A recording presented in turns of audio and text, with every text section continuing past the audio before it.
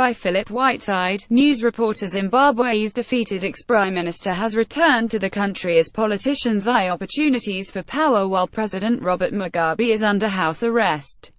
Morgan Tsvangirai, the opposition leader who was made Mr. Mugabe's deputy between 2009 and 2013 after he saw a surge in support in elections, was on the same plane into Harare as Sky News.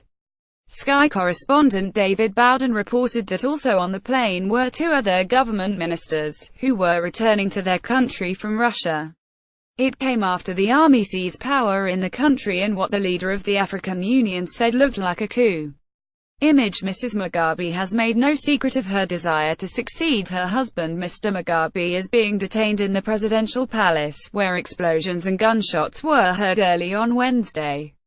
The army said it was holding the president and his wife Grace, but there have also been rumors she had fled to Namibia. Bowden said people are gathering here to see how this plays out and what they can grab from the spoils. The war hero who became a dictator no way back for Robert Mugabe. Morgan Tsvangirai, who was defeated by Mr. Mugabe in 2013, has returned to Zimbabwe. He added, as we left the airport there were heavily armed SOLRS on checkpoints, checking every vehicle in, and every vehicle out. As we moved through the streets driven by a local activist we came upon an armored personnel carrier of SOLRS who quickly raced out and chased us round the corner as soon as they realized we were filming them. We were convinced they might open fire but they didn't. It gives you an idea of the tension on the streets here, but it's a tension laced with expectation. Video. Zimbabwe, the people and politics behind the takeover. People seem to think that something concrete is going to happen.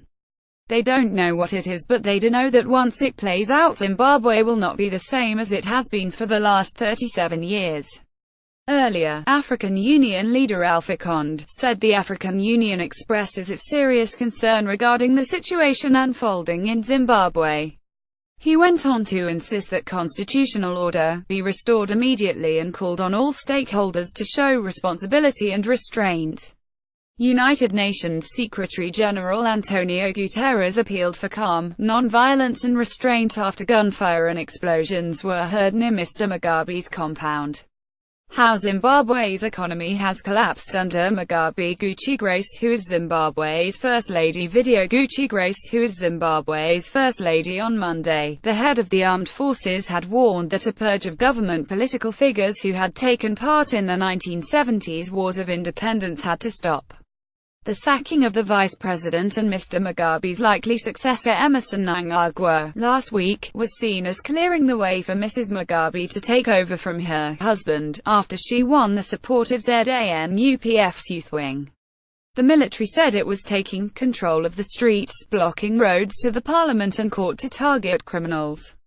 The head of the youth wing of Zimbabwe's ruling party appeared on state television on Wednesday night to apologize to the military.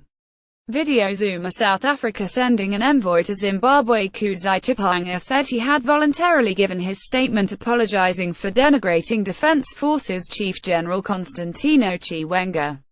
Bowden said many people he had spoken to felt it could be the end of Mr. Mugabe, who had maintained an iron grip on the Southern African former British colony for 37 years. He said everybody you speak to doesn't know the outcome of what is going to happen here, but everybody knows this is a seminal moment in the history of this country. It seems as though this is the endgame for Robert Mugabe. Now all we need to know is how it is managed. Does he leave the country saving face? Does he stay here as some kind of titular head with the government being run by somebody else? It's unknowable.